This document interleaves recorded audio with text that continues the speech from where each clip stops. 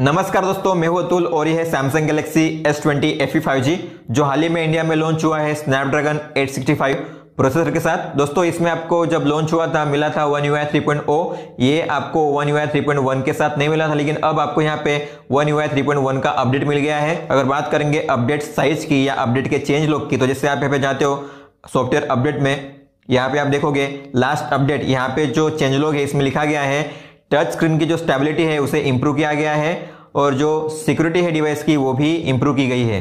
तो यहाँ पे चेंज लॉग है, लेकिन यहाँ पे बहुत सारे फीचर्स ऐड किए गए हैं। करीबन यहाँ पे 15 नए फीचर्स ऐड किए गए, तो हम उसे देखेंगे वन बाय वन। और यहाँ पे जो अपडेट साइज है वो है 1970 MB, मतलब करीबन 2 GB की ये अपडेट है। और यहाँ पे अगर बात करेंगे सबसे पहले चेंज की, तो जैसे आप यहाँ पे जाते हो अबाउट फोन में और यहाँ पे जाओगे आप सॉफ्टवेयर इंफॉर्मेशन में, आपको यहाँ पे मिल जाता है एंड्रॉइड सिक्योरिटी पैच लेवल 1 अप्रैल 2021 का। तो आपको यहाँ पे लेटेस्ट सिक्योरिटी पैच लेवल मिल जाता है अपडेट के बाद। और जो दूसरा चेंज है आप नोटिस करोगे, जैसे आप यहाँ पे जाओगे बायोमेट्रिक्स एंड सिक्योरिटी में, यहाँ पे आपको जाना है मोर बायोमेट्रिक सेटिंग्स में। आप जैसे यहाँ पे टैप करोगे बायोमेट्रिक्स सिक्योरिटी पैच, इसमें यहाँ पे आपको वर्जन दिखाई देगा।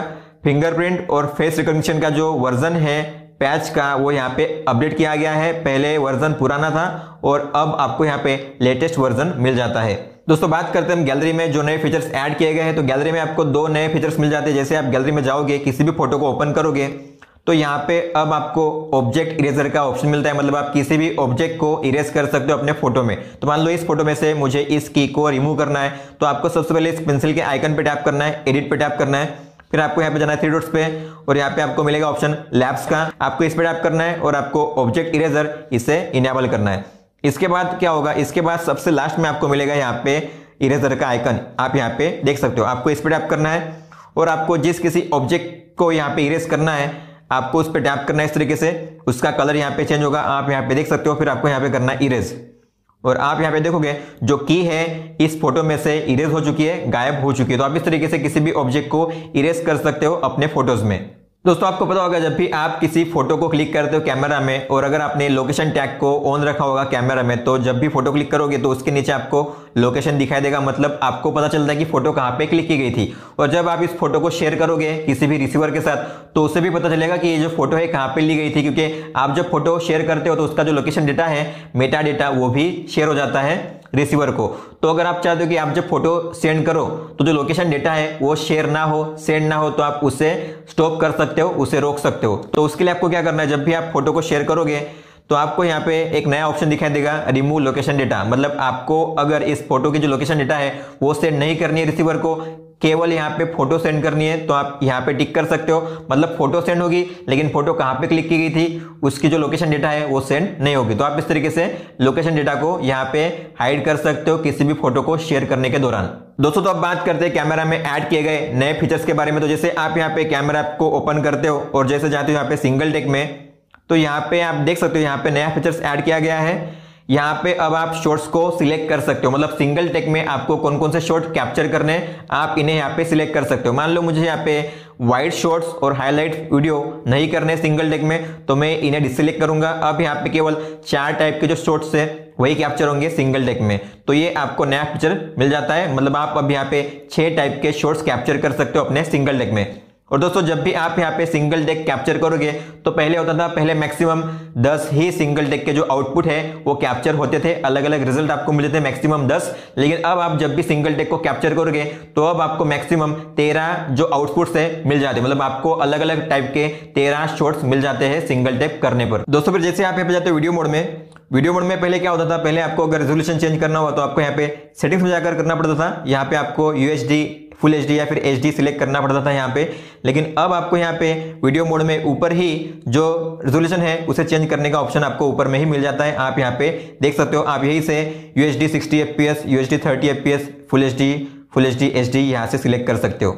दोस्तों फिर यहाँ पे नाइट मोड में जब आप जाते हो तो नाइट मोड में जितना ज्यादा अंधेरा होगा उतने अंधेरे के हिसाब से यहाँ पे जो टाइम होगा आपको दिखाया जाएगा, मतलब उतने समय के लिए शटर स्पीड यहाँ पे एडजस्ट होगा। मतलब मान लो यहाँ पे इतना अंधेरा है तो यहाँ पे दिखाई दे रहा है 5 सेकंड, मतलब आपको 5 सेकंड तक स्टेबल रखना पड़ेगा आपके फोन को उस फोटो को कैप्चर करने के लिए इस लाइट में। अगर यहाँ पे ज्यादा अंधेरा होता है तो जो टाइम है वो बढ़ जाएगा, 10 सेकंड हो जाएगा, 15 सेकंड हो जाएगा, मतलब आपको पहले ही पता चल जाएगा कि आपको कितने सेकंड के लिए अपने फोन को स्टेडी होल्ड करके रखना है। इसके बाद और एक यहाँ पे फीचर है, जैसे आप यहाँ पे मान लो 5 सेकंड के लिए मुझे अब फोन को स्टेबल रख के फोटो क्लिक करनी है, तो यहाँ पे इसका जो एनिमेशन है वो चेंज हो चुका है। अब यहाँ पे अलग से एनिमेशन होता है जब भी आप फोटो को क्लिक करते हो, नाइट मोड में आप यहाँ पे देख सकते हो।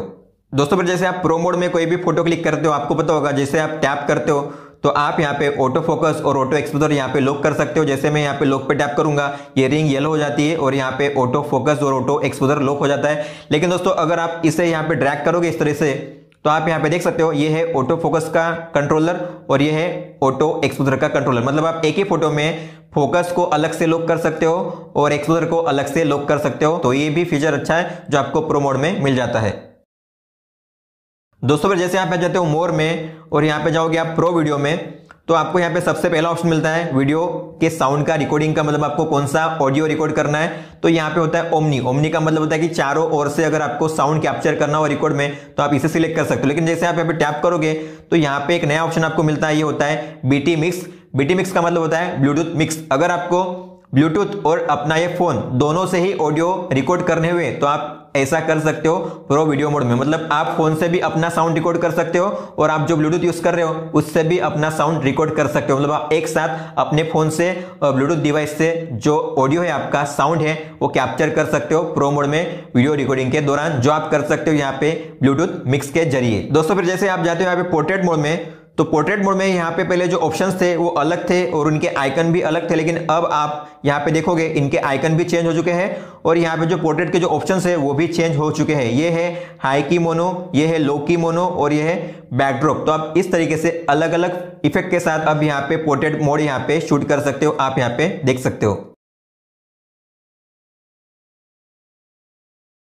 दोस्तों फिर अब आपको One UI 3.1 में वीडियो कॉल के दौरान बैकग्राउंड इफेक्ट भी मिल जाता है। मतलब वीडियो कॉल के दौरान आपको बैकग्राउंड को अगर ब्लर करना हुआ, बैकग्राउंड का कलर चेंज करना हो या फिर बैकग्राउंड में कोई फोटो ऐड करना हो तो आप वीडियो कॉलिंग के दौरान ऐसा कर सकते हो। तो उसके लिए आपको जाना है सेटिंग्स में, फिर जाना है एडवांस फीचर में और फिर आपको यहाँ पे मिल जाएगा वीडियो कॉल इफेक्ट्स, आप यहाँ पे देख सकते हो। और यहाँ पे अगर आप इसे इनेबल करोगे तो जो भी ऐप आपने डाउनलोड किया है वीडियो कॉल के लिए वो यहाँ पे आपको दिखाया जाएगा।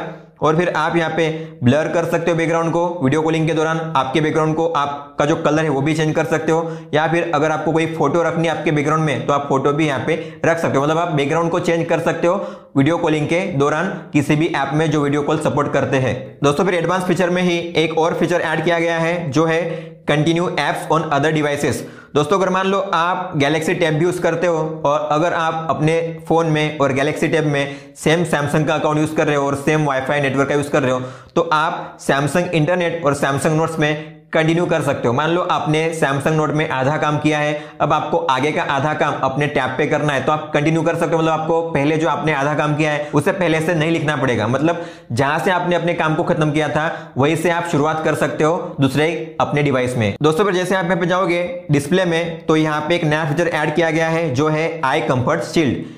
इसका मतलब है कि यहाँ पे आप जो रात में अगर ज्यादा यूज करते हो अपने फोन को तो जो ब्लू लाइट होता है वो कम कर दिया जाता है आई कंफर्ट शील्ड से।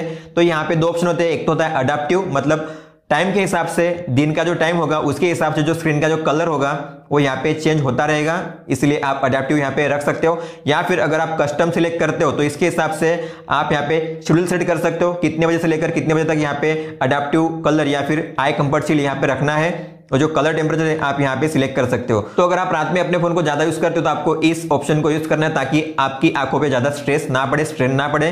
तो दोस्तों ये जो ऑप्शन है पहले भी था लेकिन उसका नाम था पहले ब्लू लाइट फिल्टर, लेकिन उसका ही नाम अब यहाँ पे चेंज कर दिया गया है, ये बन गया है आई कंफर्ट शील्ड। दोस्तों फिर आपको यहाँ पे क्लॉक ऐप में भी एक नया फीचर देखने मिलता है। जैसे आप क्लॉक ऐप में जाओगे अलार्म में तो जैसे आप यहाँ पे थ्री डॉट पे टैप करोगे आपको यहाँ पे मिलता है सेट बेड टाइम का ऑप्शन। जैसे आप इस पे टैप करोगे आप यहाँ पे अपना बेड टाइम यहाँ पे चूज कर सकते हो। अगर मैं मान लो यहाँ पे इसे ऑन करता हूँ तो इससे क्या होगा, DND भी ऑन हो जाएगा, दोनों डिस्टर्ब भी ऑन हो जाएगा और मेरी जो स्क्रीन है उसका कलर भी ग्रे स्केल बन जाएगा। आप यहाँ पे देख सकते हो मैंने सेव कर दिया है। अब आप देखोगे जो कलर है मेरी स्क्रीन का वो ग्रेस्केल हो गया है और डू नॉट डिस्टर्ब भी यहाँ पे ऑन हो चुका है। तो आप इस तरीके से सेट बेड टाइम मोड को यहाँ पे यूज कर सकते हो अलार्म में। तो दोस्तों ये थे कुछ नए फीचर्स जो आपको Samsung Galaxy S20 FE 5G में मिल जाते हैं One UI 3.1 अपडेट के बाद। दोस्तों अगर अपडेट के बाद आप कोई भी इशू फेस कर रहे हो या फिर अगर आपने कोई भी नया फीचर नोटिस किया होगा आपके फोन में, तो आप मुझे कमेंट बॉक्स में लिख सकते हो या फिर मुझे इंस्टा भी कर सकते हो या फिर मुझे ईमेल भी कर सकते हो। इस वीडियो को देखने के लिए धन्यवाद दोस्तों।